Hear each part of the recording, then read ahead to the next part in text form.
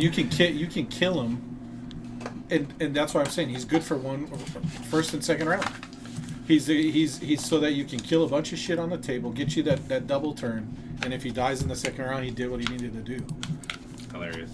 That's exactly what bomb. It is. It's a huge bomb. Yeah, I guess. Yeah. He's not meant to be a 4-round model. Attrition. If he does, that's great. I guess. I don't know. You have to do a lot of damage. He has a really good save. He's really good. And he can just like one-shot people. Like, boom. Yeah. Sorry, I hit you with a crit. Now you're dead. Yeah. And you're like, what? That's my whole model? You're like, yep, he's dead. But that also comes to luck. And then you only get to roll. And yeah, if you roll 2 6s out of 3 dice, I think it is. Or it's like... I think it's like 5 dice, isn't it? Like, maybe it is. Maybe it's like 2 out of 5. I think it's the Slayer Kings, right? Yeah, I think it's actually 3.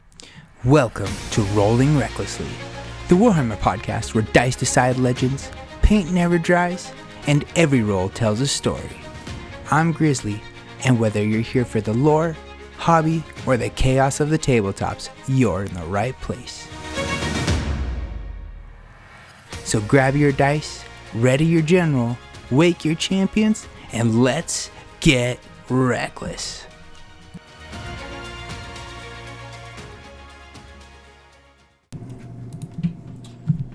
Grab your dice, tighten your armor straps, and gather around the table because Rolling Recklessly is officially back. What's up, everyone? Welcome back to Season 2 of Rolling Recklessly. I'm your host, Grizzly, and I'm beyond excited to be back behind the mic. First off, thank you to everyone if you listened through Season 1, if you stuck with me through the breaks, if you followed the show, joined the Discord, showed up for game nights, or just supported from a distance. I genuinely appreciate them. This show exists because people love Age of Sigmar and love the community side of the hobby, and that's what we're building here. Now, today's episode is special because it's not just me. We're kicking off Season 2 with the roundtable episode, and the kind of vibe where it just feels like you're sitting at the table with us at game night. I've got 2 of my regular Warband brothers with me, Jesse and Zach, and we're going to be talking about what we've been working on lately, what's hitting the tables recently, what new reveals of the New Year's preview, and our prediction of where Age of Sigmar is heading this year. And full warning, this episode is not super scripted. We've got structure so we don't spiral too hard, but I want this to feel real. That's where there will be banter, there will be roasting. So with that said, before we start talking, I want to give Jesse and Zach a chance to introduce themselves and talk about their hobby. Because these guys are a huge part of why our local scene has been growing the way it has. Alright, Jesse, let's toss it to you. Tell people who you are, what armies you play, and how you got into it. Hey, I'm Jesse. I got into Warhammer through the PC game Dawn of War. It was like one of my favorite computer games. I was always kind of like, as a poor kid, just unable to get into the hobby. So as an adult, having a little bit more access to money, I brought it to my mom and I said, hey, do you think I could build these models up? And she's like, yeah, I'll help you. And like I literally did it that night. It was just a unit of Infernus Marines, and then from there I was just hooked. So I already knew about the lore, which made it easy to get kind of into the tabletop. And then I met you, Robert, and you introduced me to Age of Sigmar. Showed me there was a faction very similar to the Ultramarines that I play, which is the Stormcast Eternals, which made it very easy to get into the hobby. And there's something about like being the poster boy army, like you're gonna get the hate. Like people are going to be like, oh, like, of course you are. You're the starter army. But I feel like the Stormcast, like, if you really start to dig into the lore and the way the army plays in the different chambers that they play out of, you see that, like, how deep and how, like, enriching, like, the army can be. They're more than just guys with golden hammers. Yeah, they actually do a really good job, I think, connecting the lore to the actual gameplay, like on the board. Like they do a really good job connecting it. You're like, oh, all the teleporting and all of that stuff, it just 100% fits like their style. You know what I mean? That, and then they do everything. So I think they're pretty sick. Love Stormcast Eternals. How about you, Zach? Tell us about your hobby journey and how you got into this. Yeah, how's it going? My name is Zach. I just started in September. I actually started playing Magic with these guys and showed up at the store, and these guys were telling me about Warhammer. And so I figured, jump in with Spearhead because they said Spearhead's kind of, get your foot in the door and it's not too expensive. And, so I went and got my first Spearhead, and it was the Bloodwind Legion, Slaves to Darkness. And I've been a Slaves player since then, and I've probably amassed over 5,000 points in Slaves. That's a lot of slaves. It is a lot of slaves. But you know what? Yeah. I like... What's your favorite part about slaves? Like, why did you, like, what put you that way? Why did you go there? You know, they're the metal army, right? I mean... They are the metal army. They are the most metal army for sure. The whole game. The big armor, the 3-up saves, you know, the hitting on 3s, wounding on 3s. I mean, they're swinging. I'm just gonna swing. I'm getting out there and I'm gonna hit you. Yeah. You know, there's nothing really insanely technical about the army, which is kind of nice for me. I mean, you can make it technical, like if you want to do like a Bellacore build, you know, and do like some Gaunt Summoners in there, and they are pretty diverse. You can do a very technical build. You want to throw some... Therodons? No, they fly away. The Harpy guys. Yeah, you know what I'm talking about. They're the little demons that they can run away. Yeah, I don't know why I'm having a brain fart. They're like Banshees or Harpies or something like that. Oh. Yeah, there's like a unit of them and they can go in and hit you. It's a unit of 6. Yeah. It's a unit of 6. And costs like 90 points or something. Yeah, they're cheap to... I think it's 120 points. Why am I having a brain fart on them? They remind me always of like the Gossamer Archers. Oh my god. Yeah. Like, you know what I mean? They can just go in, they can hit you and like move really quick. Yeah, it's important to have that aspect in any army, even a powerful army like Slaves to Darkness. Every army could benefit. It's the Chaos Furies. No, the Furies. That's yeah. So I want to get a set of. That's the only set I don't have to want to actually comfortably run a technical setup, because those are the ones you want to grab objectives. You know, you want to get them in, and if a threat comes in to take the objective, you're just like, okay, I'm out. You know, and you don't lose your objective. You don't stick around to fight this crazy unit. No. They're there to do everything that like Slaves doesn't do. You know, because normally Slaves goes in and they're just like, this is ours. Yeah, they're the direct Good opposite. luck trying to take this. Yeah. You're getting -1 to hit, -1 to wound. I'm getting 2 charge. But yeah, really, it was all of that, and you know, Archaon was the big draw. You know, his lore. You know, he's basically awesome model. He's awesome. Well, yeah. You know, awesome character, right? Yeah. I mean, he's the guy that got ignored by Sigmar. Yeah. You know, he did. He prayed and prayed. You know, he was that normal dude. He even tried to do the good path. Tried to walk the true. He was like destined. Still, he tried to do good, right? He did. He got ignored. He got ignored. And then they tried to blow him up, and he's like, all right. Okay. I'm gonna fuck all of you. Yeah, you know. Fuck everybody up. Yeah. So I mean, I like about him that like in his lore, he did his part. You know what I mean, with the Chaos Gods. He like agreed already, and now he's like, I don't like want to keep doing this. Like I don't really like you guys either. Yeah. You know what I mean? Like, he doesn't. He leads them on. Yeah. He leads them on. He treats them. He treats them like that's like a side chick. Like, you know, he's like, I'll give you just enough so that you'll keep wanting me, but I'm not gonna give you my all because I'm gonna go tell this other person, you know what, I love you just a little bit more than this other. Like, he'll tell Corrin, I love you a little bit more than Nurgle. Yeah, just like, I don't like and Nurgle, but but then he'll go and tell Nurgle, I love you just a little bit more than Corrin, so that they sit there and they fight amongst each other over him. You know, I like how he doesn't recognize the Skaven God. He's like, the Skaven God sent him like the beast to like make part of his demon, and he's like, you're not a Chaos God. Yeah. Get the fuck out of here. Yeah. You know, and with the Slaves to Darkness, it's just like the Stormcast. The range is so huge. Like, you can just like spend all of your money and all of your time in the one army. It actually kind of tricked me because I thought that every army was going to be really vast and really like widespread, but after like making 2,000 points in Khorne and another 2,000 points in Skaven, even Skaven with their new range is like Stormcast. They just truly have a lot of models, a lot of units. Yeah. And that's what I love about Stormcast too. Without, I mean, you know, some people say the poster child army, you know, but without there is no, you know, Age of Sigmar without the Stormcast, you know. That's true. Yeah, no. You got it. 100%. You know. If there was, it would still be the Age of Chaos. You know what I mean? Right. Like the Stormcast are the ones who brought us like out of the Age of Chaos and into like the Age of Sigmar. Sigmar, right? Yes, Yeah, you know what I mean? yes. So without them, like there's nothing. And they're super. Like I said, super sick. I like their faction rules. Like I said, it's just how loyal accurate the rules are. It's like, oh, that's a really cool, creative way that you interpreted those rules onto the board. Mm-hmm. Where it's like, Yes. that makes sense. And I don't Yes. have I don't Someone have has to play against them regularly. Slaves I hate doesn't it. necessarily have a.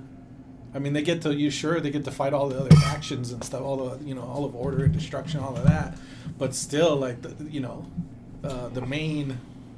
They're the main baddies. The main baddie, or Yeah. not They're baddies, literally but the the main count- good guys. The they're- guys that I'm up against is Stormcast Eternals. Those are the guys. Yeah. You know. You guys are like the main bad guys. It's like Yeah. the main good guy. Main bad guy, Yeah, man, so- good guy, yeah. And without them, it's like, That's the whole storyline. yeah, you don't have the story anymore. So, yeah, I rely on people loving Stormcast Eternals. You know. Yes. Yes. No, and they do really good for the meta. They're like, especially if you want to get someone into playing the game, they're like, hey, try this, guys. These guys are sick. Absolutely. You Yeah. know what I mean? Like, their Yeah. rules are sick, their movement's sick, their attacks are sick, I mean- their saves are sick, like, all of them. They're pretty dope. Where it deters Yeah. people is just how clean they are. You know what I What- mean? Just how like strict they are. Like if you're a person who doesn't like to adhere to rules or has a rebellious side to you, Yeah. you're probably not going to gel well with the Stormcast. I- But if you're like a champion for justice or somebody who's like always wanting to do right or doing good, like you're going to love the Stormcast. Well, I think they're very, like, vanilla. Yeah. You know what I mean? Like, they're really good at kind of everything. And it's just, like, it's just consistent all the way around. But it's just, like, nothing very fun. But all the foundations, they're solid. Like if they make an Age of Sigmar like action video game, that's going to be like what Space Marine 2 was to Warhammer 40K fans. Then you would be the Stormcast. No doubt you would be a Stormcast Eternal. Oh, for sure. For sure. Yeah. Well, I remember when you first brought it all up to me to choose an army, and I went and started going through it all, and I told you that I think I'll probably choose Stormcast Eternals, but then I remember looking at all the armies you guys were running, and Jesse was already running Stormcast Eternals. It was like, I want to run something that nobody else is running. Be wholly unique, in the local scene, right? And for some odd reason, no one was running any slaves, which is I That get is it. odd. It is kind of odd. They're like the top, like the baddies. They're the main bad guys. Yeah. They have the coolest, they have the biggest model, the baddest model. Like, you know what I mean? The best Yeah. war scrolls, hyper elite units. Like, their models look good too. Because even when we did go to like that event, not a single person was running slaves. Yeah. Not a single person. There was Night Hunt. There was what was it? Flesh Eater Courts. Slaves. That kid Tyler plays slaves. It was a lot of Flesh Eater Courts. I think they play a lot of Death there. Yeah. There was Nurgle even. There was Nurgle there. The Nurgle Spearhead, I think, is supposed to be really good though.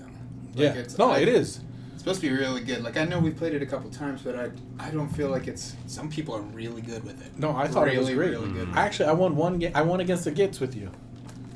Remember before I got my Spearhead up? Yeah. You ran And the Nurgle one. yeah, I ran your Nurgle one, and Yeah. you played the Gits, and I ended up.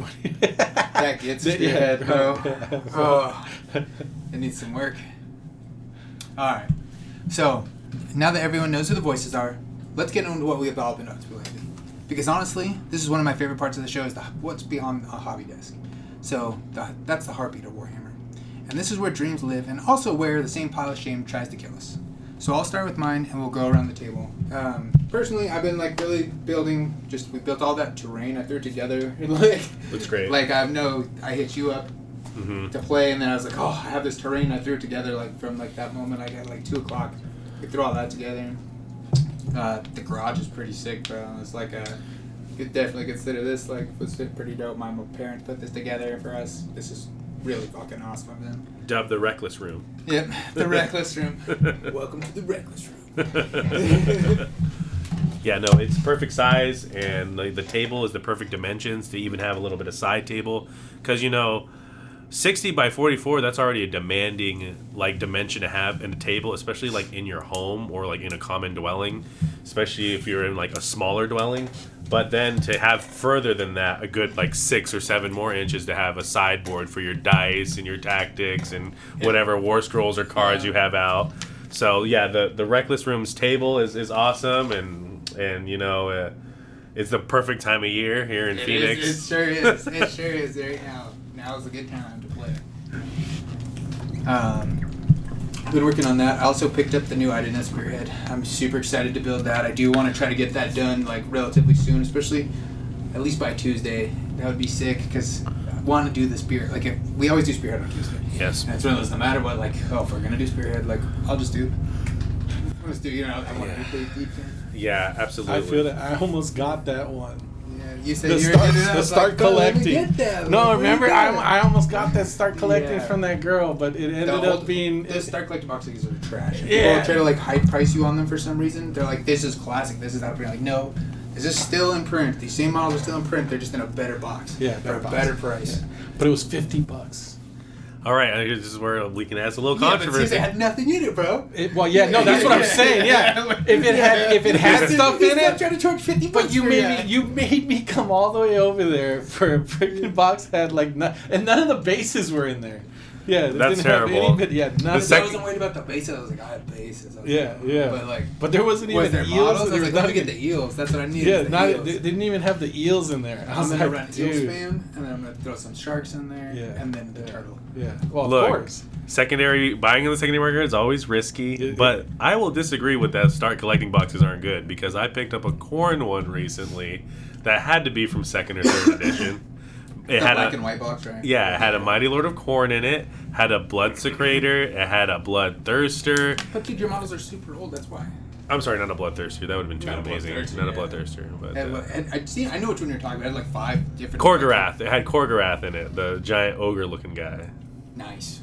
Yes, and then like what it did have that kind of like made me mad was just half a unit of Blood Warriors. It's like 5 Blood Warriors. I'm like, I could tell this is from a time where the points were different. Yeah. Well, maybe they used to be in units of 5, and now they're units of 10. Yes, they are units of 10, and if you're running the mortal side of Khorne, you're gonna want a lot of them. So in the Darkwater game, it's super fucking annoying. We got it, and like so they give you Pestigors, right? In the main game, 2K, like if you play match play, Pestigors are 10 models. In Darkwater, you get 8. So you're just down 2 Pestigors. Yeah. And you can't just buy 2 Pestigors. No, I think I could buy like Beastmen, just 100% proxy the Beastmen and use the make sure to put it on the same base. You could probably. And then 100%. I have a bunch of like Nurgle shit. Like I could 100% make them look like, oh, this guy's a Nurgle guy. Like look, he has a fucking like a crazy tentacle coming out of his head. I think where they are in Sigmar now, they won't send any more armies. But yeah, it would suck if you were a Beastman guy going to this edition. Well, they sunset him. Yeah. Well, they're supposed to go to like Old World, and they did. And then they got like cool, like a new little revamped Old World, but yeah. Doesn't move me like Age of Sigmar moves me. Yeah. How about you? What have you been working on? All right, so now that I've reached a comfortable place with my Stormcast, and with your main army, you're always looking for the next model. And when you're the Stormcast, the next model's like 3 weeks away. It's always is. But Ultramarines, bro, you guys get the same fucking thing. Yeah, it's we get a lot of releases, we get a lot of refreshes, and it makes it hard when you want to acquire models because you don't want to get something that's too old because it might be sunset, and some of the new stuff isn't as great as some of the old models. But outside of Stormcast, which shouts out to Stormcast, if you bought the Skaven Tide box, and I know you got one, Zach. Like that is a great value box to get into fourth edition, especially if you can get it for $80 on freaking Black Friday. Yeah, look, you got it for $80. Yeah. Like after the edition was about a year old, right? Yeah. And I got it about maybe 2 months after the edition launched. Yeah, it's a good buy, even retail. And I got it at $150. Okay, and that was at retail. So it was MSRPing at $300. And then at $150, and then you got it for as cheap as $80. Like right now, I think it's $180. Well, I'll be honest, they spammed the market when they first came out. It's just like what they do with the Leviathan box. Yes. Like if you want to get Ultramarines, bro, you can get Ultramarines on the low, like super good deals. They always release like super good boxes for them. Yeah. They do the same thing for Stormcast. The Skaven Tide was the same thing. They spammed the market with them, so everybody's got them. And you go to any store and get a Skaven Tide box, bro. Yes. Like any store. You're right. And that's what got me on. And so, like, you get the companion army with the one you're getting. So and you get like everything with it. You get the board. You get the cards. So yeah, you can play a complete. You can set up a complete game. Yeah. You can play a complete game out of that box. Yes. You can take it home, set it up with your family if you like or your friends. board games. Yeah. You can Yes. set it up with your family and friends right at home and play an entire game of Spearhead with just those two armies. I mean, If it's all a game, you it's and a- your it's a buddy complete or box you of- and your spouse have is enough money to get one box, get a Skaventide box. Yeah. You're going to get two armies, everything to play Spearhead, everything to play And then- proper, well, without the new general handbook. Well, I mean, you Well, can it's the play new- you can play a lot. You can play quite a bit. You don't have 2,000 points, but No, you know but you you get can a play lot. Spearhead. You you get both the spearheads and then some. You know what I mean? Yes. Like you get more than just the spearheads, which is Yeah. great as far as model wise is Well, concerned. yeah, you get the two spearheads, and you get the board, and you get the cards. Like I said, it's complete to play right then and there. All you got to do is build and paint the stuff. Yeah. And then You it gives know. you a great entry point to like say you want to play Stormcast later. Yeah. Yes. You say you want to like jump into that, and you were like, oh, I get Krondis, bro. Now I got like Yes, now it's I great. need, like 2 more boxes. You know. Like, Well, to me, it's really the entry point because it gives Yes. you the complete way to play with somebody else. Yes. it's the best trap that Yeah. you could Yeah. possibly. set. Yeah, literally. When I would try to play Spearhead with people, I'm like, yeah, just try this, dude. Like, you can borrow one of my Spearheads. We can play this, and it's like $150. How much did you spend on your commander deck? Yeah. I know your commander deck is like 5 times in this, bro. Sell your fucking commander deck and go buy the Spearhead and build it. Yeah. That's how you get. That's how you Yeah. got me. You're like, I know how much you have in that damn thing. Yeah, so it's just like, don't mess with me, man. You tell me, oh, it's too expensive. Like, get out of here. Like, Yeah.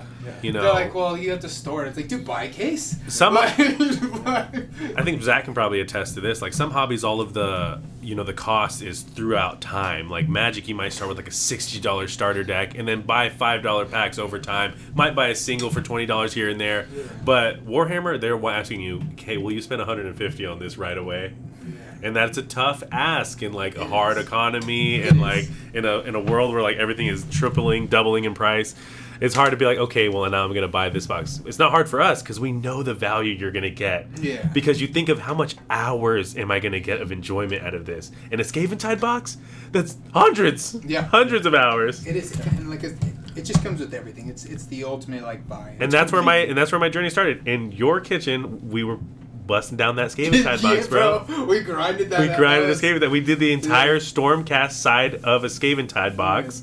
And after that, I was just on fire for Stormcast. Kept collecting and building and painting. And then I got to a comfortable plot in there. I was like, okay, I got that Skaventide. I've got that rat side of the army. What more can I put into that? And now, like this year, I finished building and painting over like 2,000-3,000 points of rats. I've got 2,000-3,000 points of corn. And now this year is going to be the year of the brush. Like I need to go from having... I feel like you can get things built and primed relatively fast. You would be surprised. You saw my shelf of shame at my house. Yep. It was stacked. And I had people like you grinding at it with me. I had people like my girlfriend, Allie, grinding it with me, helping me build my models, helping me paint my models. And I finally get to a place now. We did. I built a lot of your stuff. Yes, you did. You added out a bunch of that. We had some nights, bro, where we just grinded. Like, Yes. hey, let's kill this box. I think we could do it. Yes.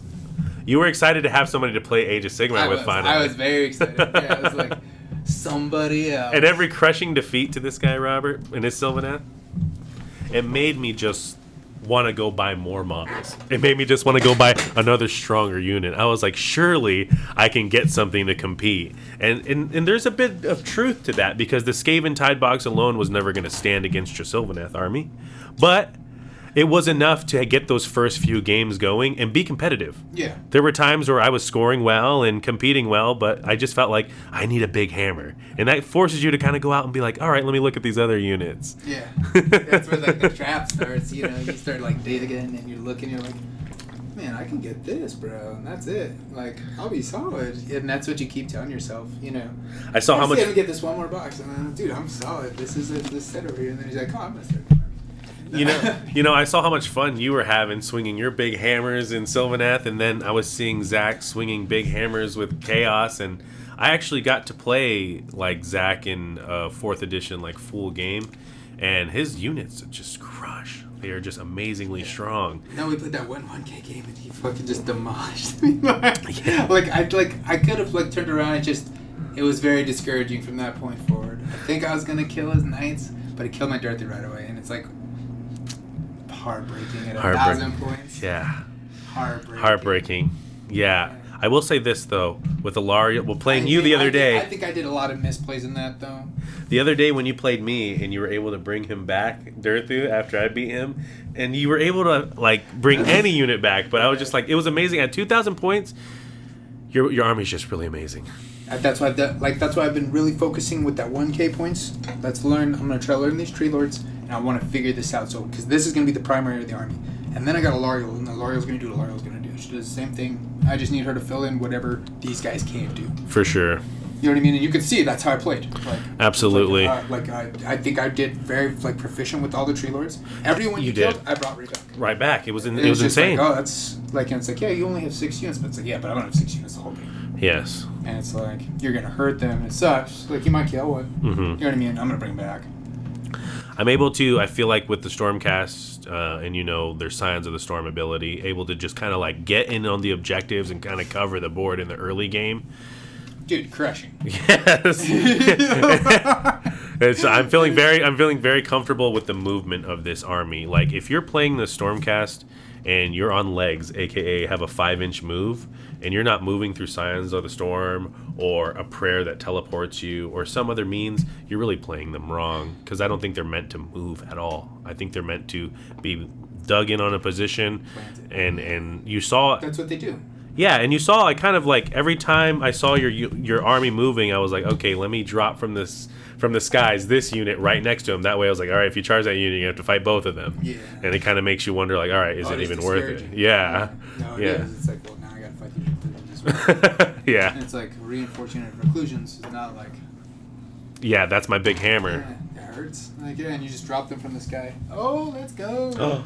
That is awesome. Yeah, I mean, you already got Pardo painted. Yeah, the gold cannons. Yeah. This guy is painted way more than I think that's them both. Like as far as like average going. Like for measuring base, you painted quite a bit.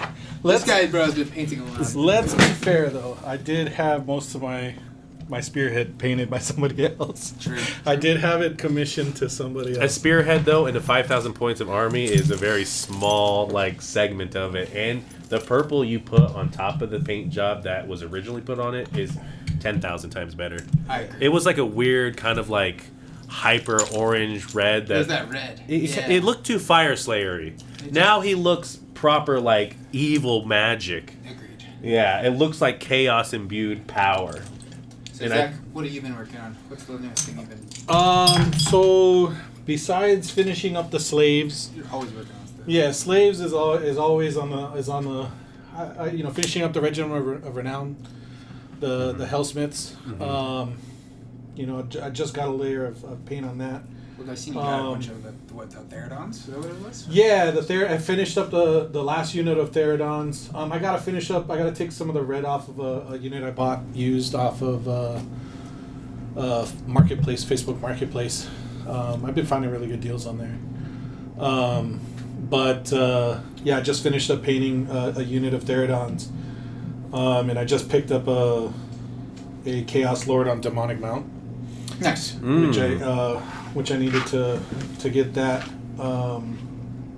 because I plan on spamming the field with reinforced Chaos Knights. you've already dealt with a 1K build. So far, it's been pretty consistent. Yeah. So there's that, and then as long as you can hit that charge, it's pretty consistent. Yeah. it's that's how it goes with the dice. It's either hit or miss, and if not, then it is what it is. Yeah, but with Slays to Darkness, you're like, well, I'm going to roll 3 dice, though. Well, what? I'm going to cast a spell. I get 3 dice on this charge. You're like, why? You're like, well, let me see if I can do it with the spell. The one guy that I'm going to give him the mark, actually, then. Yeah. Then where he has 3 dice in the charges anyways. You're like, so you have 2 different opportunities, so you can just guarantee. And then in the 1K, it's you get one guy that casts a spell, and that's really about it. Yeah. Unless you're running a Gaunt Summoner, but you're not running a Gaunt Summoner in a 1K army. At least not that I did. No, it doesn't seem like it's not the move. No. Yeah. And so there's that, and then I picked up probably close to 5,000 points of Soulblight Gravelords. I have a crap ton of that, including all the manifestations and the faction terrain. Yeah. I painted 2.5 models I painted a full up Blood Knight. Yeah, he looks good. Nice. And then I painted up a Barrow Guard. Fully. So the one model shines amongst the others. Well, two models shine against everything else, and then there's one where like it's another Blood Knight, but he's like half painted, you know. Yeah. But dude, painting those guys, that's kind of daunting too, because it's close to 5,000 points. Like, it's a lot, you know. So I said this year is going to be the year of painting for me. So it sounds like it's going to be the year of painting for That's you. what I was going to say. So, like, what's your goal for this year? What are you trying to get done by the end of the year? What do you, like, as far as, like, your stuff goes? Well, I mean, as you know, I'm moving in June. I do know that, unfortunately. So, you know, really it's just kind of finish cleaning up right now? Yeah, you know, these guys on based? Getting the slaves pretty much done and based, yeah. I just getting tournament ready, right? Yeah, so I mean they're already almost done. I actually just finished up doing a lot of the basing. I think I have a unit and a half of warriors to do. I think you're about as done as I am, and I've been doing it for years. And so, and Archaon. I have to do Archaon at basing him, and that's really about it for the. You know, that's where I'm thankful about my army in difference to your guys' is because, you know, you have all that trim with Chaos. Oh, you have all of those different tones with your Sylvaneth. But with Stormcast, it's like, do you want them to be gold or do you want them to be silver? Yeah, exactly.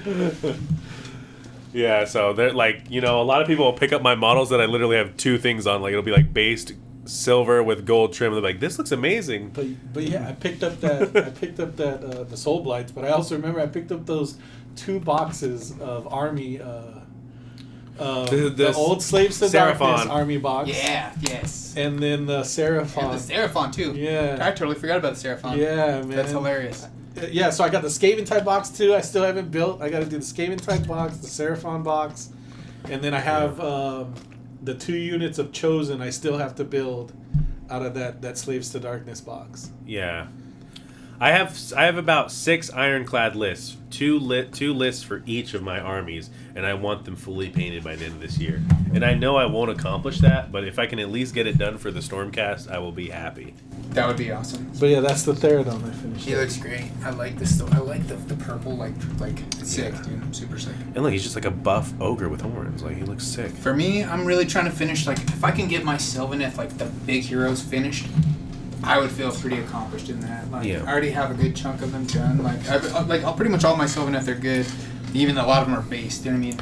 Yeah, your basing is pretty good. I just, like, I gotta finish, like, there's a couple big heroes: Drycha, Elthanos, Lady of Vines, my War Song, Revenant. Yeah. And, you know, the nice thing is I can just hit him with a bunch of contrast if I really want to, and just, like, knock him out. But I want him to look kind of nice. Yeah. I want my Alariel to look really nice. Like, she's primed and built and everything. She just needs, like I have I got the Beetle, like, partially painted. Yes, like, the Beetle they is hit it good. with the airbrush, and whoever did it did a good job. Yeah. So it's like, that's pretty nice. I just got to touch, like, hit the trim, you know what I mean? Like, Yeah. I could do some highlights on it and make it look a little nicer. I've yet to play your army with Alariel actually on the Beetle. Yeah. Well, she's very fragile. Fragile, yeah. It's like it's And really. I want her to look really nice when I paint her, and, like, my painting is not good the greatest. You know what I mean? Especially skin tone. I have a hard time with, like, skin tone.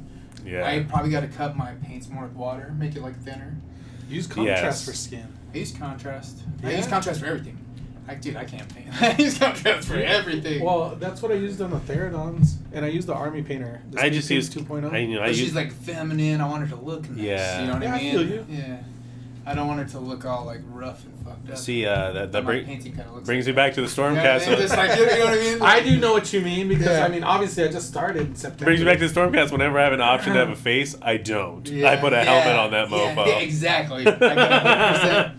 I get 100% see that. Andraste gets to have her face. And not just that. You got to be important. The Slaves to Darkness is an easy paint, especially the color scheme I went with: gold, black, and purple. Yeah, I love it. I mean, and then some leather. Yeah, yeah. Some accent leather. It's not a Absolutely. hard. Yeah. You know, it's not a hard color scheme. I really like the contrast paints. I know a lot of people that really hate them. I love them. I love them. I think they're so good. Like, you know what I mean? Well, I actually People like compliment my show. Like, dude, my guy painted like trash. This is all the model.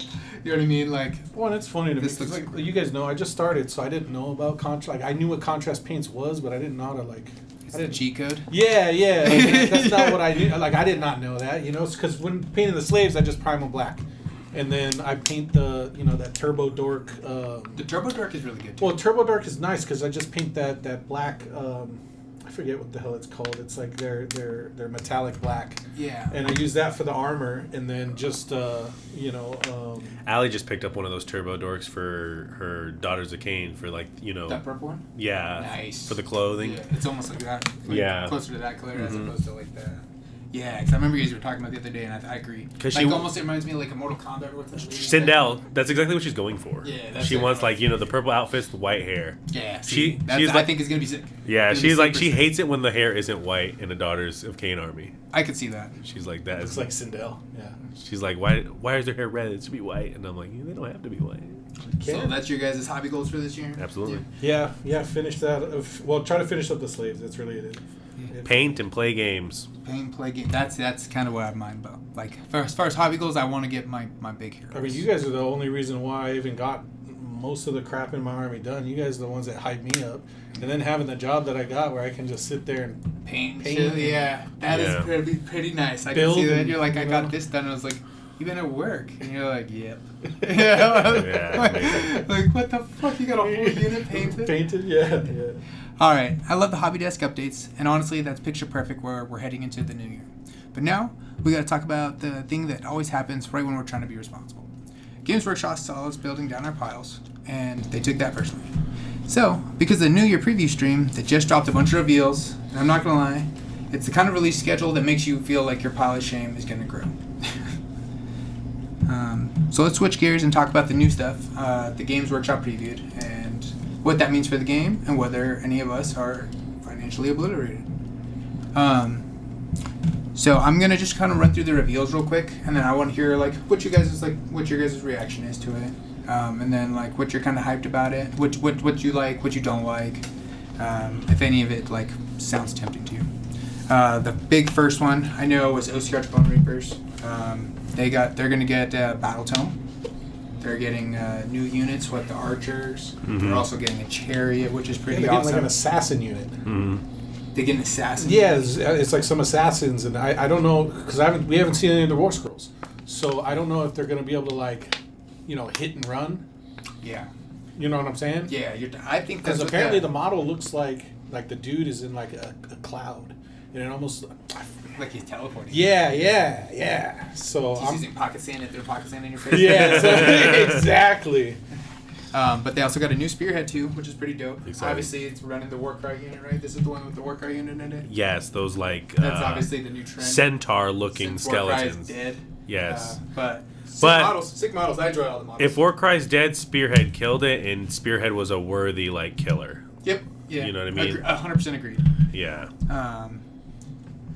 So, what do you guys? What do you think? Well, speaking of Spearhead, over the course of the last few months, as you were building up the Spearhead League at J&J, it gave me a chance to be like, okay, let me look at some other Spearheads, because I know people are tired of me saving on 3s and warding on 5s and never being hit. Yeah, especially the way you roll already. It's very impressive, man. Yes. My own girlfriend refuses to play the Stormcast anymore in Spearhead just because the saves and the ward have stopped her from destroying a unit in a critical moment so many times that she just flat out refuses. And as a Daughters of Cain player, she can't relate with a t-shirt 6-up save.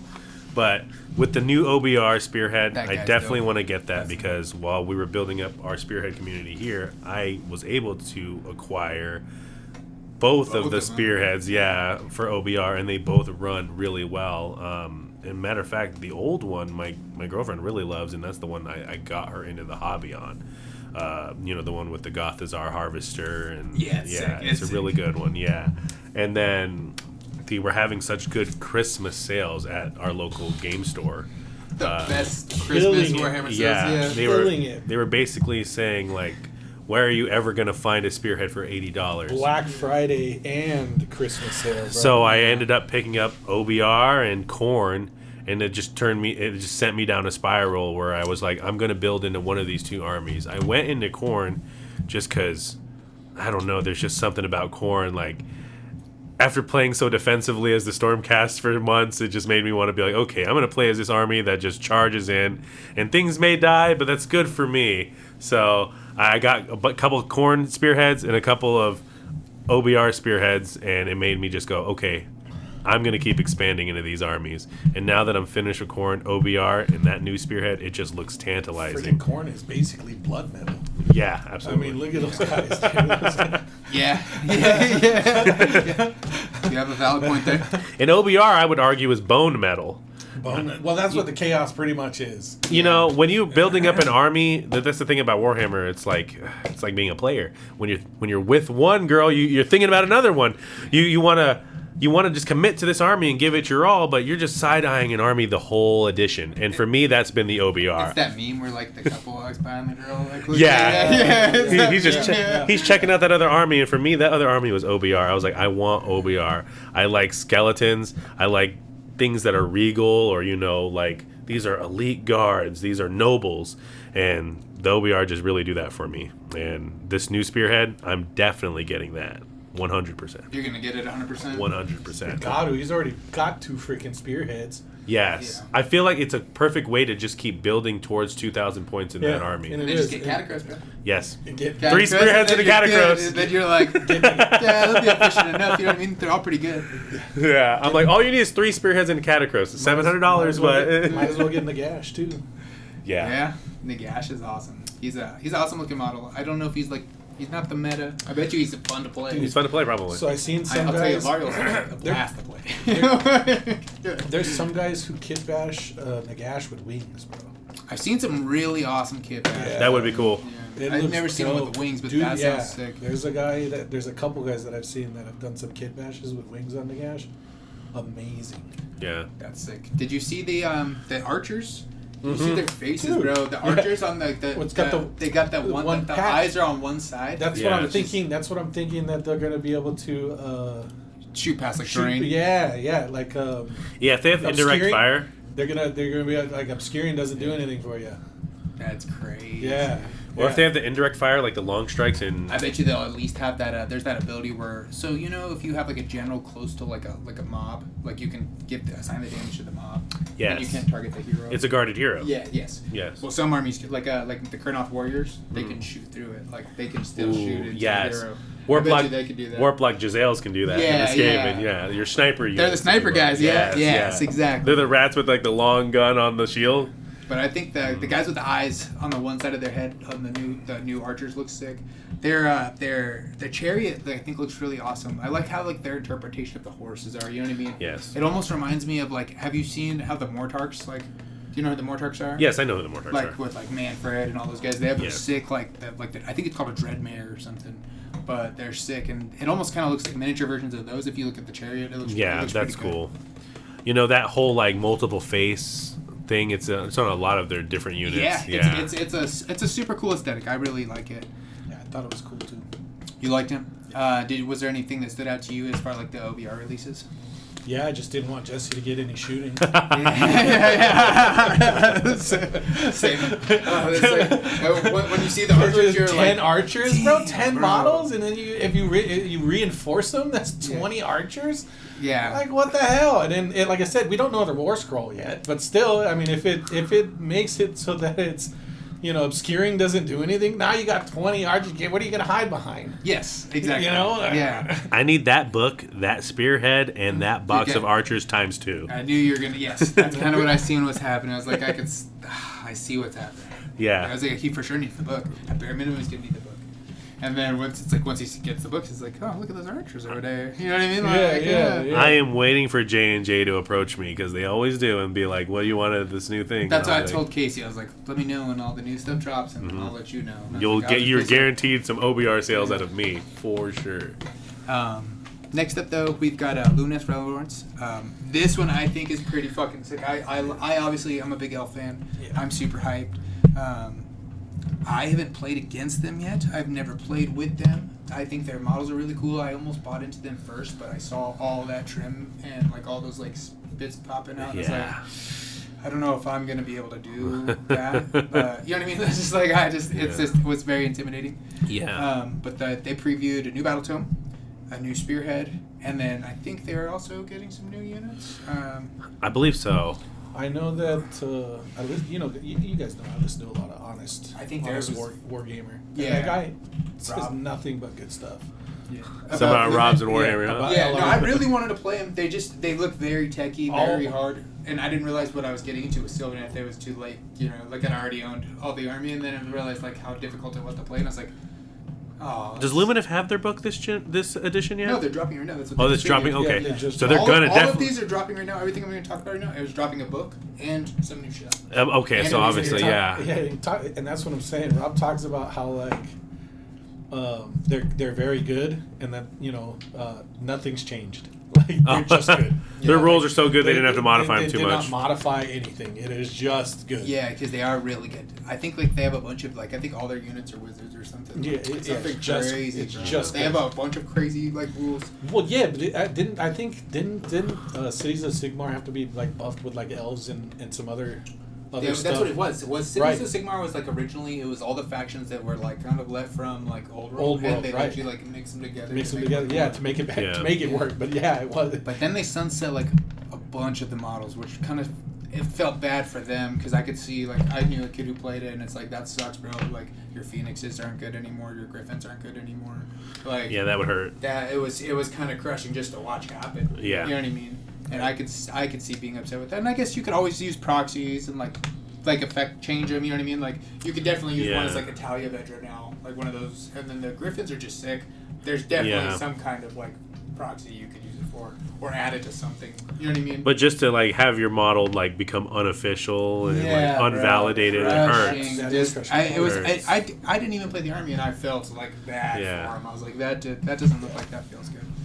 But their new Spearhead that dropped though, I think looks awesome. I'm super excited. I really want the kangaroo. I might just get this just because like I really want the kangaroo anyways. Yeah. But the kangaroo and the tornado and he shoots, bro, and he's sick. So like he was one of the I would just spam that. Absolutely, yeah. RL is definitely. Bro, he can shoot and then like move like 18 inches or something. You already have ridiculous. Sil- you're- It's like +1 to hit. You already have like, Sylvaneth. it's just gross. You know, you already have I'm thinking now. Deepkin now, so you might as well just have The Lumineth. the Lumineth and then have they, every elf.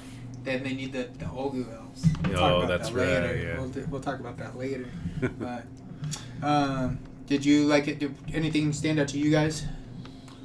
For all the new releases. No, as far as like the Just, Lumineth. The, Lumineth. no, yeah, I mean, honestly, the Spearhead looks really great.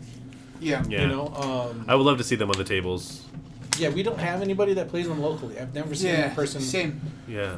not even in any of the groups. The, Well, yeah, the not tournament, in the tournament, nobody was Like playing them either. Gamers Guild, somebody is like that one guy. There's one guy that gets paid. He's a commission guy, and he was working on somebody's Lumineth because Wow. he kept posting the pictures. Okay. And then the other guy was in there talking about. It. He's like, "Yeah, these are mine, and I'm running all this." And I seen this kind of stuff he was running. It looks pretty good. But at least the Okay, circles wow. that we run in. Yeah, we got to get there. We gotta go do what we do. You know what I mean? Go do what we do. Yeah. After that, we have Disciples of Zinch. They're also getting new battletome, new Spearhead. I think they're also getting a new unit or two. Yeah, the Um, Zinch, yeah. You know, it's tough because my girlfriend, she wants, a second army already, even though she just started building her Daughters of Cain, but she's looking really intensely at Zinch's new stuff, Yeah. at Hedonites of Slanesh. You guys should look at like the battletome, see, because it's really complex. Yeah, the Destiny dice. The Slanesh, I think, is a little bit easier, but I think Zinch is. Yeah. I don't know. You'd have to see. It's Destiny dice versus Depravity. Depravity is the mechanic for Slanesh. Did you see that gives your opponent like a dice or something? It does. It's like a Yeah. temptation dice. You're like spreading it. You're like spreading the depravity to all the units on the field. It's like you Okay. offer a dice to somebody. Yes, that's what you're doing. Yeah, you're causing depravity by doing that. You're getting depravity points. But what? And then they have abilities that they use a depravity point, similar like the OBR would use. Yeah, yes, They're like more plus top 2 to parts, move yeah. or something. Yeah. I wonder how much of their battletome's actually going to change from like their faction. You know what I But- mean? Like what their faction pack is. But I watched a battle report online recently of Zinch and like Was it the new stuff? yeah, it was the new stuff, and I was seeing the Destiny dice, Okay. and if as long as they don't change that mechanic, I feel like they're going to still be a fun like army to play. Like having just dice that you can switch out with your rolls is a pretty lit mechanic. Yeah. It makes you like your choice is very consistent, which is weird for being like the god of like change. You know what I mean? Like he's like the like he doesn't. It's not supposed to be like so predictable. But at the same time, I guess he sees the future, right? That's his thing. He sees the future and he can change the dice. Yeah. I know it's like a lot of teleporting and all that kind of stuff. Oh yeah, spellcasting galore. So, with like with all the previews now that we've gone through them all, do you guys think so? I mean, we both kind of were talking about Magic the other day, right? And as far as in the game is concerned, like just like the Magic ability, basically. Like absolutely. How, like the consistency of it, and yes, how kind of I kind of was like saying like it's not like the most reliable thing in my opinion. At least not when you're rolling. Definitely not when I'm rolling. Yeah. You know, your pod's called Rolling Reckless because you really were rolling reckless the other day. It was wild. You know, I think you went like a good 4 spells in a row with nothing proccing. Yeah. There were a couple times where like you needed 5 and you rolled 3. Yeah. And it's like, rolled 4. Is that +1 to casting? Yes. Yeah. Yes, but with 2 different units. Yeah. And I've missed both the casting. Look, I didn't run. Like they're 5s. I needed to roll 5s, and it's like a 4. I didn't unbind a single thing that you threw at me. Yeah. And I never even had to use my resistance roll to ignore an ability that. Exactly. Yeah. You didn't even have to use anything. Yeah, and 3 whole battle rounds. Yeah. So it was just, I don't know if it was your unlucky rolls or if Magic really truly is inconsistent. But, as a person that plays a lot of Magic, do you think it's worth it to bring 6 casts? Yeah. I mean, well... Because if it's that inconsistent, you need it. Here's the deal. When it comes to, when it comes to Sylvaneth, is, I was already bought in on the army, you know what I mean? Before I knew the rules. And I realized they really rely on the Magic. You got to get the trees out there. If you want to run them the fun way that I like to run them, you got to get the trees out there. For me, unfortunately, the way I roll, I do need 6 casts.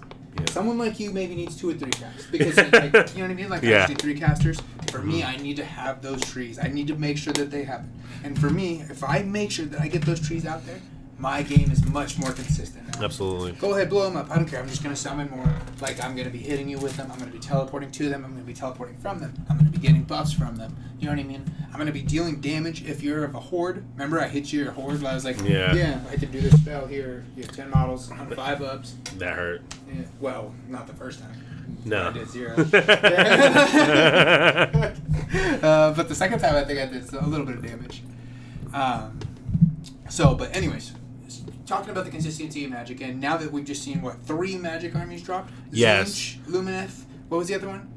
Ossiarch Bonereapers. They're not necessarily Magic. Not necessarily and Magic. And then also, we just got the Nurgle drop, went live, I believe, last Saturday. So we have those new stuff. Do you think anything's going to change as far as consistency with Magic? Do you think it'll help become more dominant? I think you might see more manifestation play. I feel like nowadays you don't really see manifestation play. Speaking from my own army of the Stormcast, I was obsessed with their manifestations and getting them to go off and getting them on the field, but I don't feel like they're giving me much value on the table, and I didn't really miss them in our game the other day. Yeah, I think that was just your build. I think your build was a little different. I think in the large meta, a lot of people are using manifestation. Okay. Especially the free ones. Yes. That, or I need that cogs one. Like I told you, if I get that one, I'm getting all my guys are getting -1 to save.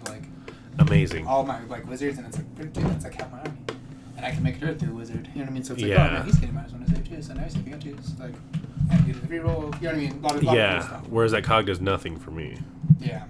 Yeah. I guess in Skaven it could. Do you think the manifestations need to some rework?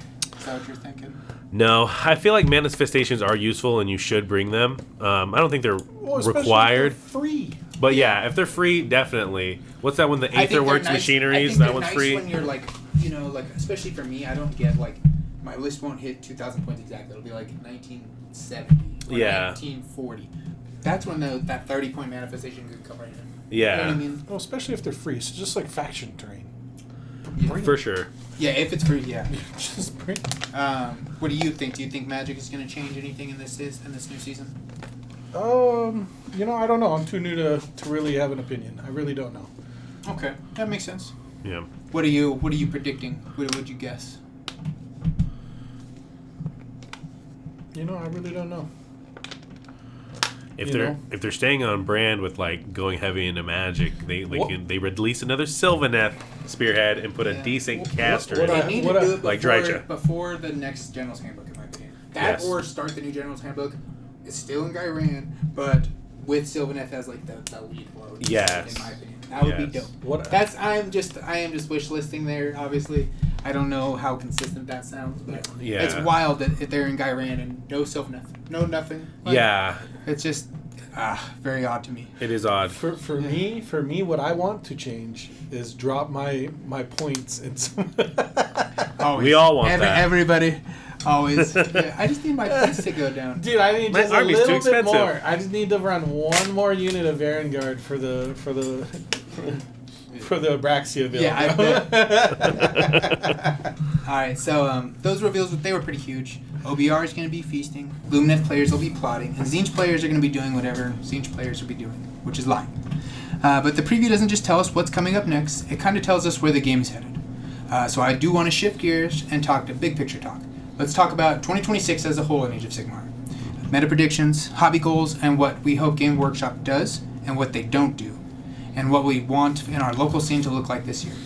Because what it feels like this year, AOS is really going to level up both globally and for us locally, I think is just going to keep growing. So, what do you guys think is going to be like your predictions?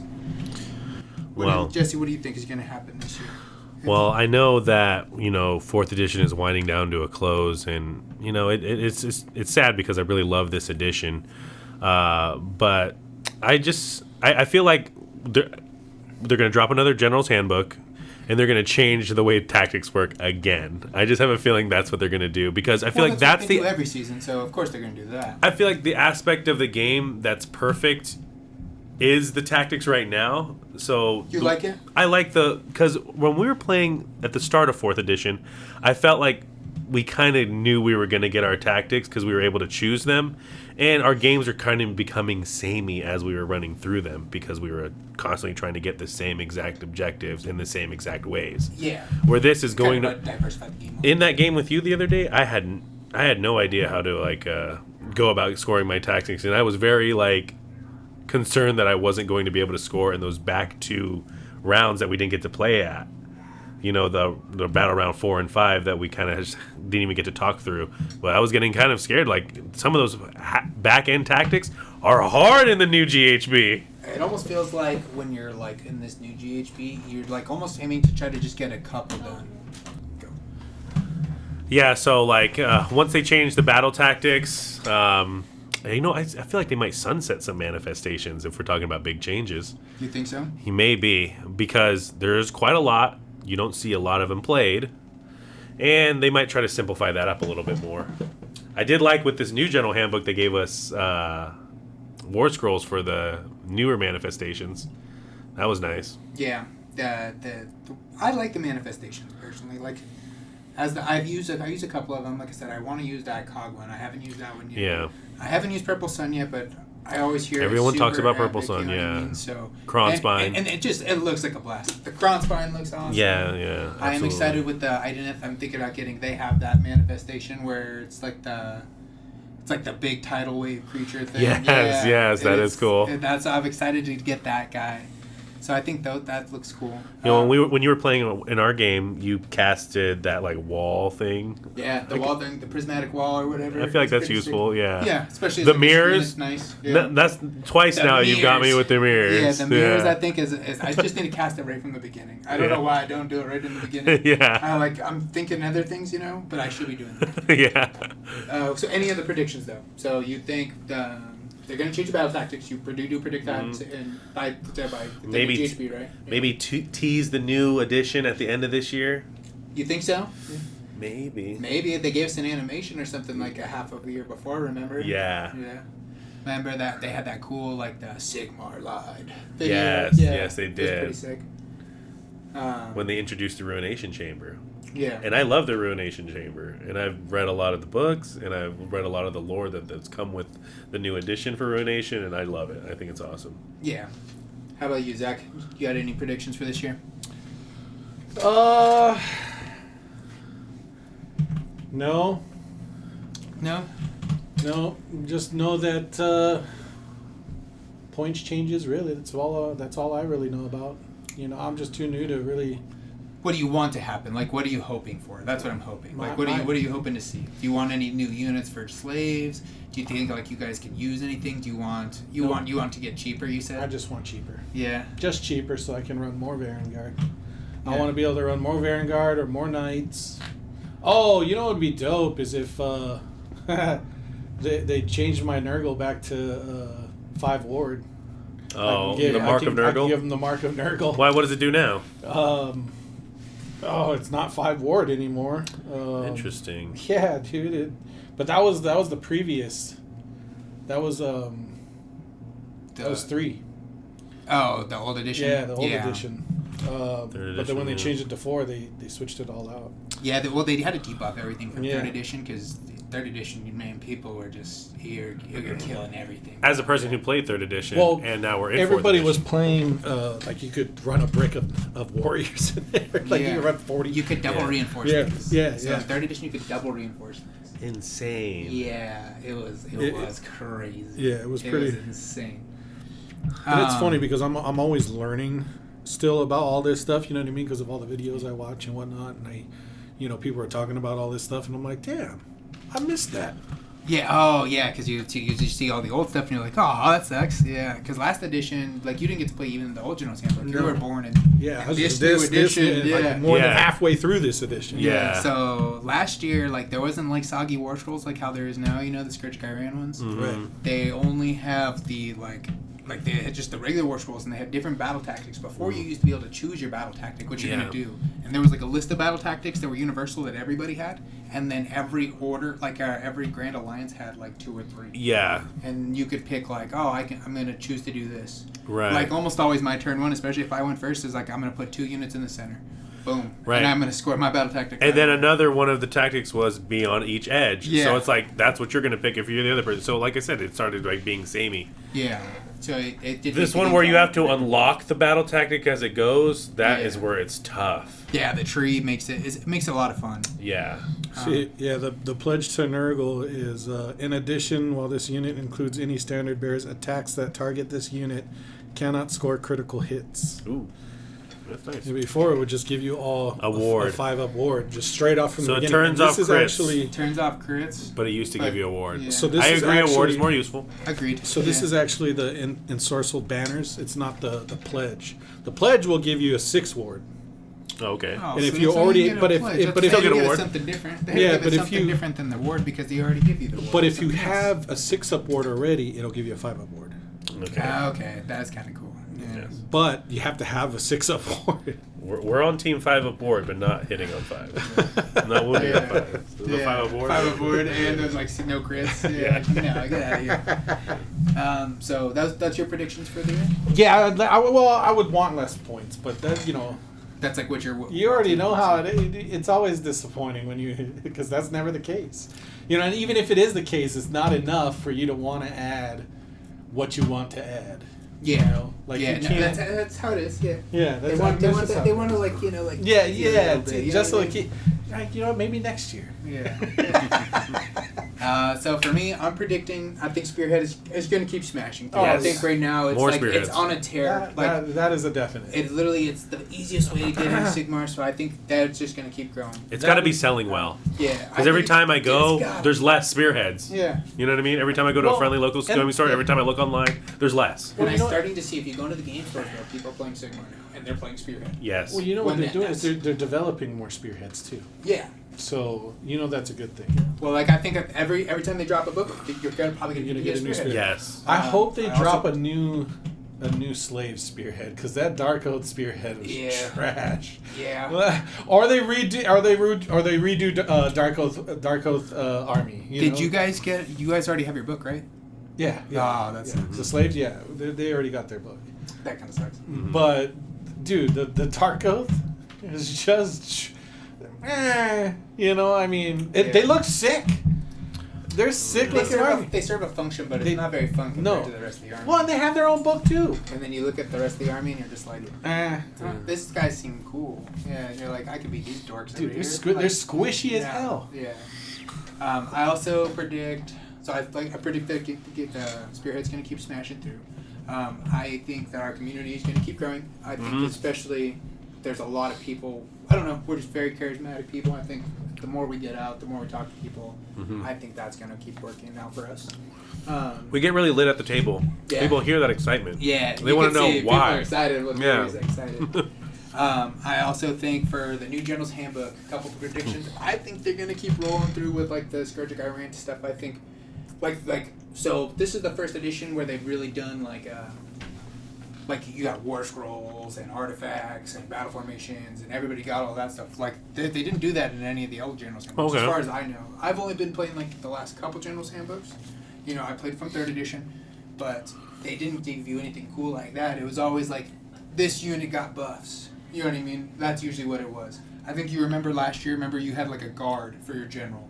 Yeah. So you would, like, this general you would give him this guard and he would get this buff against, you know, -1 to infantry. There was a list. Cavalry, yeah. Yes. And you could, like, pick. There was a couple. You're like, this is my honor guard, and they have +1 to infantry or monsters. Exactly. And it gave you a way to kind of counter your opponent's big hammer. Yeah. No, it's not like that. Yeah. All right. So, do you think AOS is in a good place right now, Zach? Yes, Yeah? I do. Just from all the videos I've been able to watch, a lot of the podcasts I've been able to listen to. Here, come over here.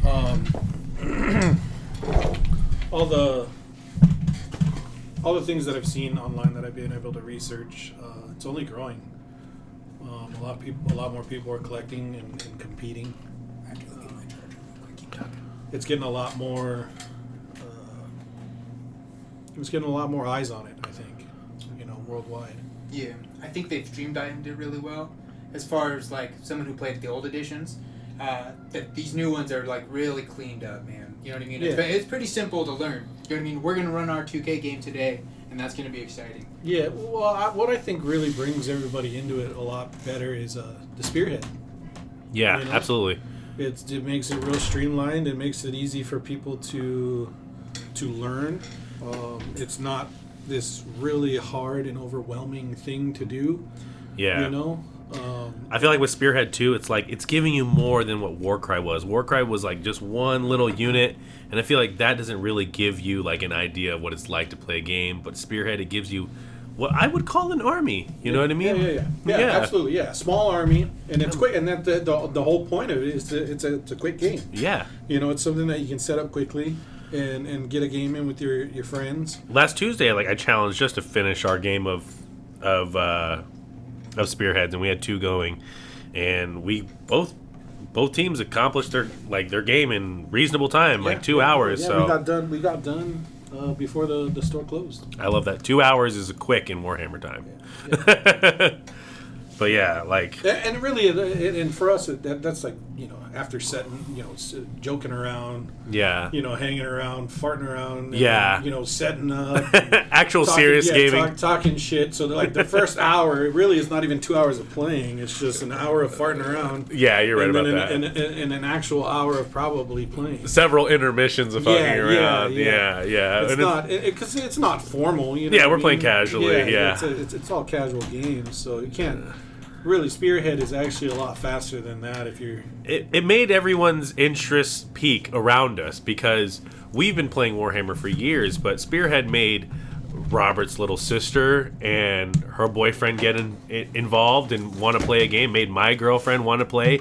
Made my son Gabriel, who's 13 years old. He wanted to play Spearhead and got his first Spearhead built, and he's painting that now. I got into it because I didn't want to get left out. And we didn't want to. Yeah. You seen us turn in from Magic, and you're like, I gotta play Warhammer. Well, these bastards got me onto Magic shortly before that. Yeah, we did. And like you, I turboed through the hobby, okay, and then me and him were like, okay, we're getting tired of Magic. Let's just play Warhammer. And then we would see you come over, and we were like, get one. Well, we knew if we could just get you to get one thing. Once we realized we could do Spearhead in the same time as a Commander game, yes. It was game changer. Well, it was like, dude, yes. we can play Warhammer in a day. Like, I can go to work, I can come here and play with you guys, and we could finish a game of Warhammer and go home. Yeah. And go home. Yeah. Like, as opposed to I'm excited today. We committed a whole day to Warhammer. Yes. I'm super hyped. These are the days we live for. Yeah, so I'm hyped. But it takes planning. Yeah, it takes a lot of time commitment. This isn't like, oh, we get to work and then we've all they come here and it's like, okay, let's meet up here. Now it's all like a commitment. We've all got spouses, kids, jobs. Exactly. Life gets in the way, so when we can all get together and make a pod and play 2K games. Yeah, super hyped. So that's why Spearhead, I think, was so nice. It was just like, we can smash this out really quick. Yes. So you guys think that's probably like we're in a really good spot as far as like Sigmar is concerned? Spearhead is I feel like it's their money machine. I agree. Age of Sigmar isn't on a popularity basis of like 40K, but I feel like Spearhead is much more popular than Combat Patrol. Way better than Combat Patrol. I'll be honest, once they give Combat Patrol, they turn it into Spearhead. Yes. I'll buy into that. Yes. You know what I mean? And that's where they'll get They're too far gone. They just keep digging the hole deeper. Yeah, it seems and Sigmar just keeps getting better with... Yeah. Spearhead's the entry, you know? It is. It's the hey... Yeah. This is the lead up to 2K. You just don't know it yet. If we could talk about predictions, we'd probably get another Spearhead board. What is it? Dewey Cox? What is it? Dewey Cox? You don't want. Yeah, I think we will get another Spearhead board. And this isn't cards. Yep. You don't want none of this. This isn't habit forming. Yeah. You don't want this, Dewey. Yeah. All right. Round table. How much Spearheads does everyone have? I mean. I can start with that. And you have to count the two that are in one army. Okay, so I have both Caradron Overlords. Okay, so there's two. I have Sylvaneth. 4. I have Soulblight. I have one Soulblight. 5. I have Nurgle. 6. I have the new Nurgle. 7. I have, but that one came out with units already had. Right. So I did have it. I have Seraphon. I have one Seraphon. Yep. And then I have Gitz. Yeah, that's 9. Yeah, and then I have the Hellsmith of a shit. That's and 10. Then I also just picked up the Identity Beacon. So you have 11 Spearheads. Out of the 40. There's 40 of them total. Out of the 40. Yep. Myself, I have 2 Skaven, 2 Stormcast, 2 Khorne, 2 OBR. So that's 8 across just 4 armies. So we have half the Spearheads almost. Yes. What do you got? Bloodwind Legion. Slaves. Both Soulblights. Both Soulblights, so 3. Skaven. Stormcast. Yeah, so between all of us, we have over half the Spearheads. Yes, yeah. I mean, we're really doing a disservice to the community not battle reporting this thing out. Yeah, exactly. I think we're running every combination. Yeah. Yeah, and that's since September. Yeah. For what? For my collection. Yeah. Oh, I got the orcs too. Yeah. You did get orcs. I did get the orcs, yeah. And now I want that OBR, so I'm definitely we have getting 25 of the 40, basically. Yes. Nice. Yes. That's what makes me laugh is when I first met you guys. Remember when I fucking rolled up with all my cards and you guys like, nah, this guy's not. Yeah. Allie has daughters and she wants Like, Hedonites. I've never played Commander before. Like, okay, cool. What decks do you have? You're like, I've got these guys. I'm like, what, dude? Yeah. No way. This guy's trying to hustle us right now, bro. Even He's like, even as a beginner, you picked a crushing ass army. So Yeah. even with like not very much table skill, you can still go and smash somebody. Yeah. You know, killing is obviously a strategy. Yeah. That's you're like, I'm really good at this part. Yes. So one thing for your army this year, what do you want to see? Lower points, man. That's it. That's it, man. You know nothing else. Don't take anything away. Lower points. One thing for your army. Anything you want to see. Any army you want. That's yours. This is just a personal thing for me. I want my Stormcast fully built and painted. I'm very happy where all 3 of my armies are, as far as the Skaven, Khorne, and Stormcast. But I'm very, very pleased with Stormcast. Stormcast can do no wrong. I know that at the launch of the next edition, we'll get another batch of Stormcast, and I'm gonna buy those too. Yeah. I see that.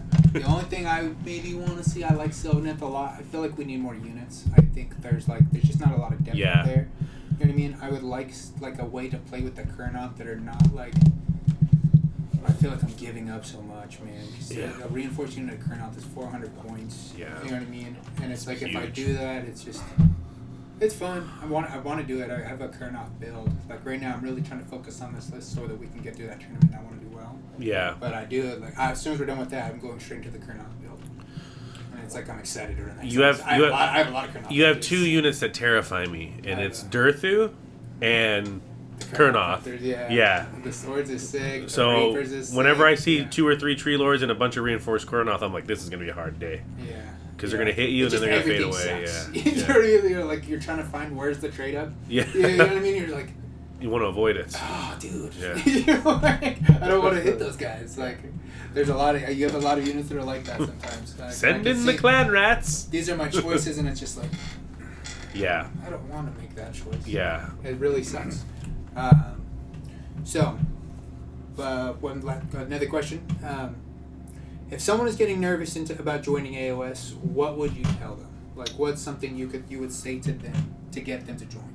I mean, like, what you're really nervous about is that you're not going to be able to comprehend what is going on, and I would tell the person, like, that's not the case with Spearhead. It's simplified rule set, the objectives being on the cards, even the commands being on the cards. It is so easy. So if like you're worried about game complexity or not being able to comprehend the game mechanics, I feel like that would be like the first deterrent for somebody to like not get into Spearhead. I can see that. And I feel like it's so approachable. Again, taught my girlfriend. You're a little sister. I taught my son. Yeah. You know. Yeah. It's just such an easy format. Agreed. And you still get at the maximum value out of your models. Agreed. Everything is 90% mental, 10% physical. Just do it, really. Yeah. Yeah. It's not a... If you want to have fun, do it. If your friends are doing it, do it. You know, I mean... All right. It's not a... You're not building a nuclear bomb. Yeah. That might be a bit... hair-raising for somebody, but dude, it's really just a fun. It's almost hard to tell somebody now that wants to get into Age of Sigmar to get a product that isn't a Spearhead. Yeah, yeah. I always tell them, just get a Spearhead. Yeah, just get a Find Spearhead. the faction that you like and grab the Spearhead. Grab the Spearhead. Because Yeah. like I said, that's the gateway. That's the gateway. Yeah. Right. Because it used to be like, we'll find a model. That's Yeah. the, You know that's what I mean? Yeah. But that is simply not enough. Yeah, but they made the rule of cool a lot easier to pick. Yes. You know what I mean? You're like, find the Spearhead you like and then play that.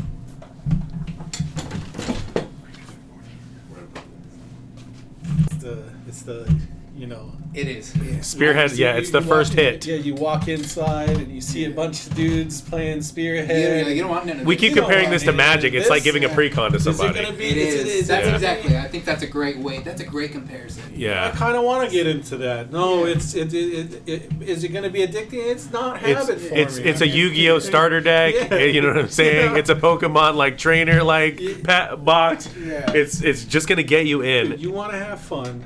Yeah.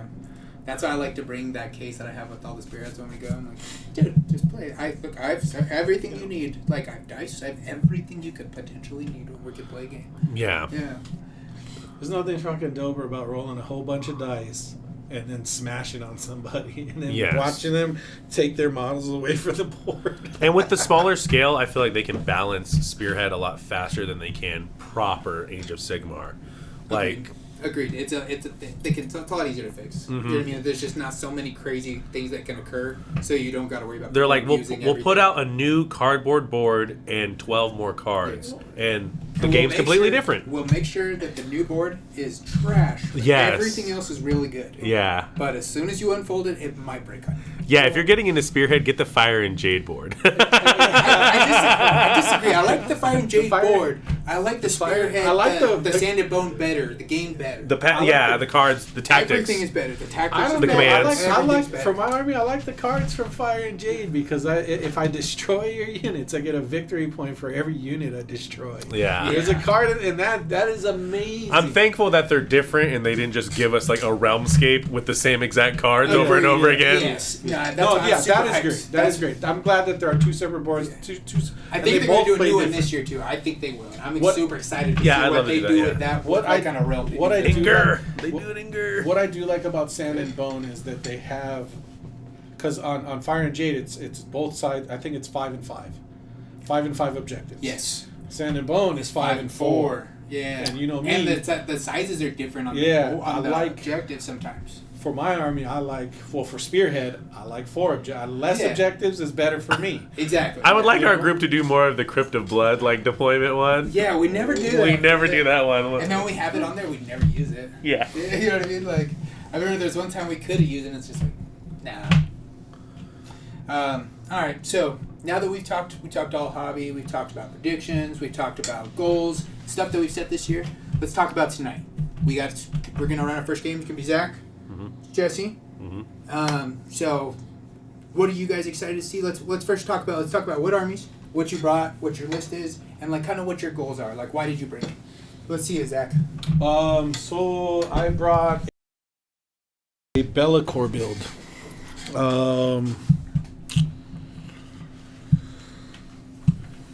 Go ahead and just read off your list. It's The export thing, yeah.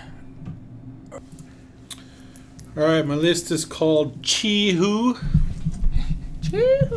Exactly. It's Slaves to Darkness, Champions of Chaos, General's Handbook, 2025 to 2026, and it has 3 drops. General's Regiment is Bellacore, the Dark Master. He's my general. It's a unit of Reinforced Chaos Chosen. What's up? It has the Dread Banner.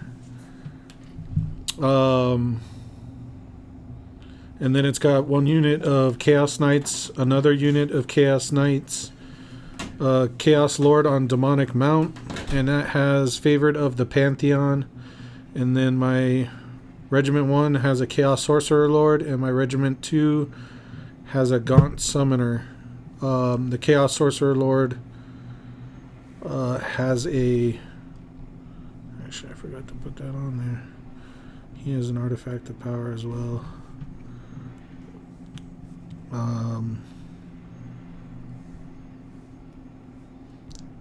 Head of the Unworthy. For your artifact? For you have that attached to the Gaunt Summoner? No, it's to the Chaos Lord? Chaos Lord. Yeah, it's to the Chaos Lord. Nice. Okay. Anything else? Nope. That's it. That's it. Okay, so how many units of Chosen did you say, or what was it? What's your main unit? Your main battle line? It is Bellacore, Chosen, Chaos Knights, and Chaos Lord on Demonic Mount. Nice. Okay. So, what made you want to go with that? Like, what's the plan? What's the game plan? Game plan is to have the Chaos Chosen start in the Silver Tower.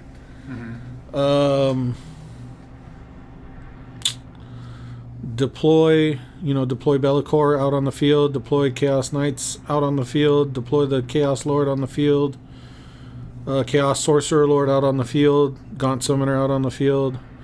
Gaunt Summoner is gonna try to throw the Chaos You don't run up with the Gaunt Chosen Summoner and throw the Chosen out across the field at... Try to be real impressive right away. Yeah, right away. Try to. Nice. The Chaos Sorcerer Lord's there to give whatever units I need a 5-up ward. Yeah.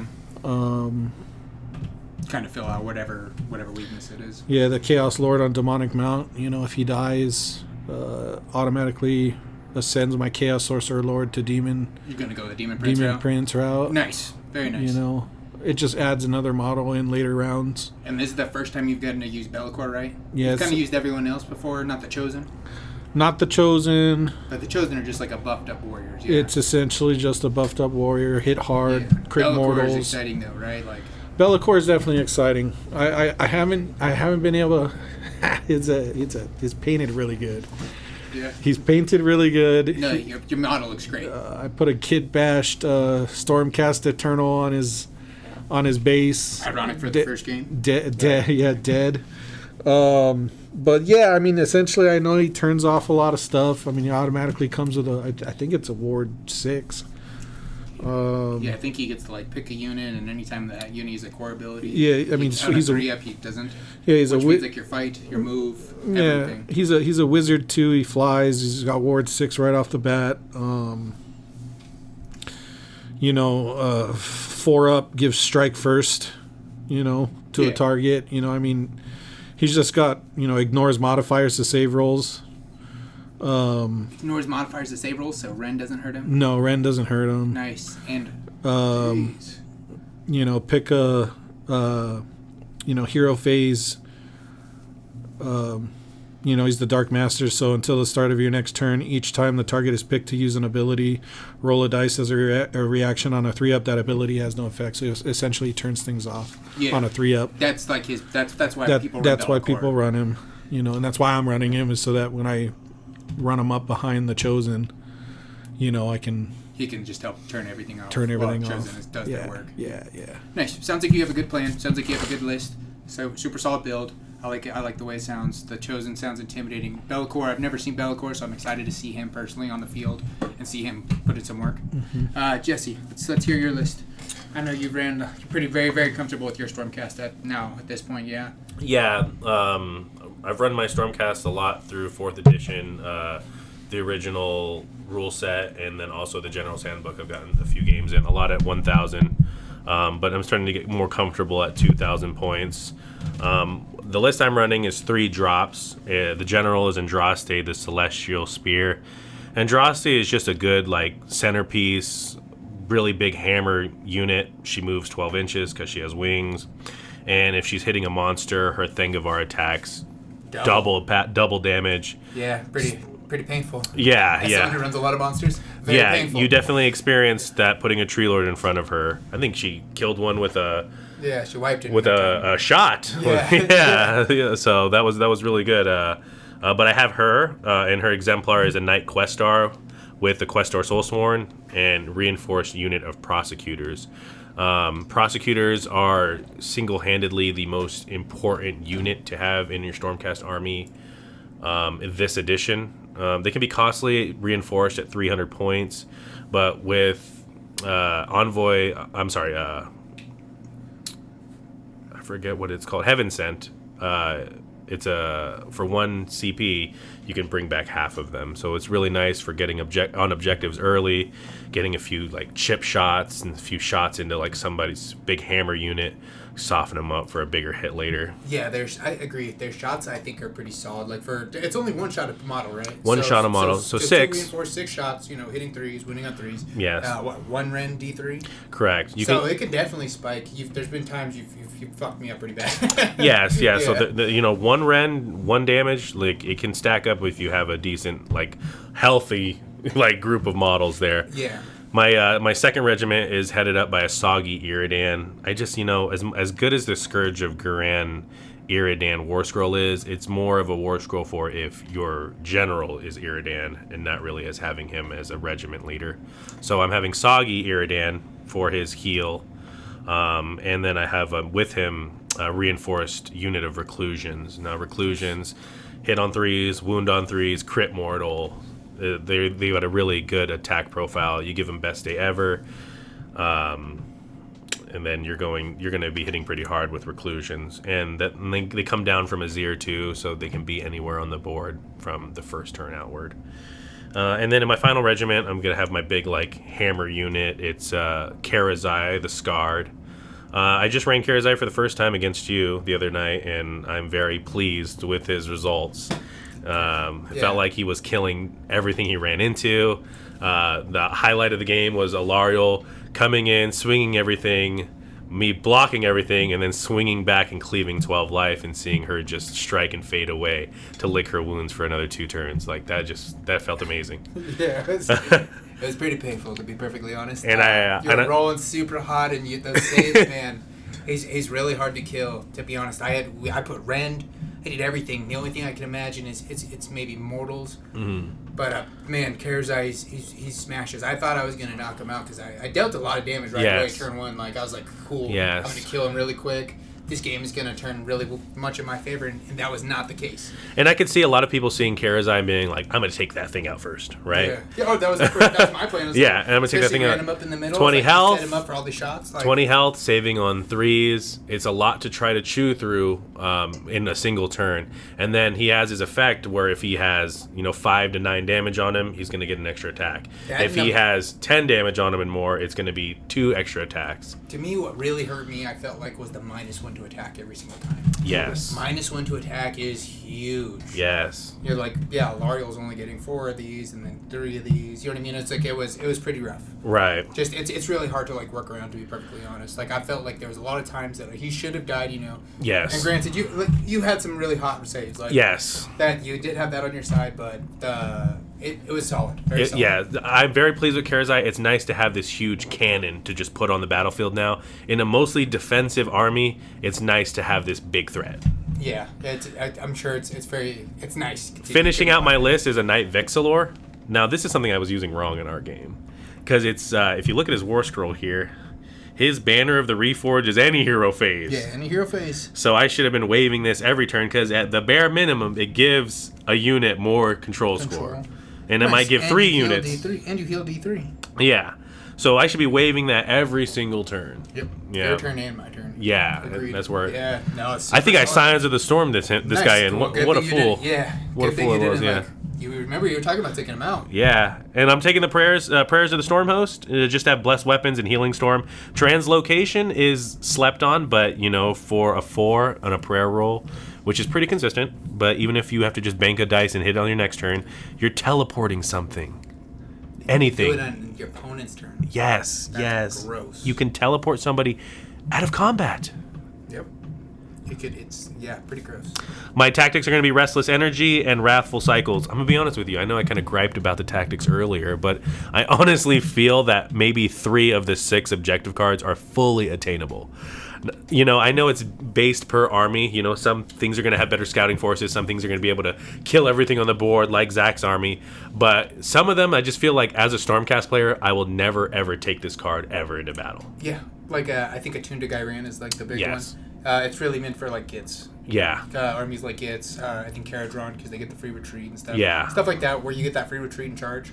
That's kind of what you run those for. Like I said, I like how they balanced it so that I like Intercept and Recover. If not you're every army should be able to achieve every battle tactic. Yeah, you're sure. Yeah, You know what yeah. I mean? You're right. I think you're supposed to build your list around the battle tactic you're trying to achieve. Fair. And not everyone should be able to achieve everything. Yeah. There should be like a pro and a con. I will say filling out the card, getting all of the objectives on a secondary card is rewarding, and it feels hard fought now. Yeah.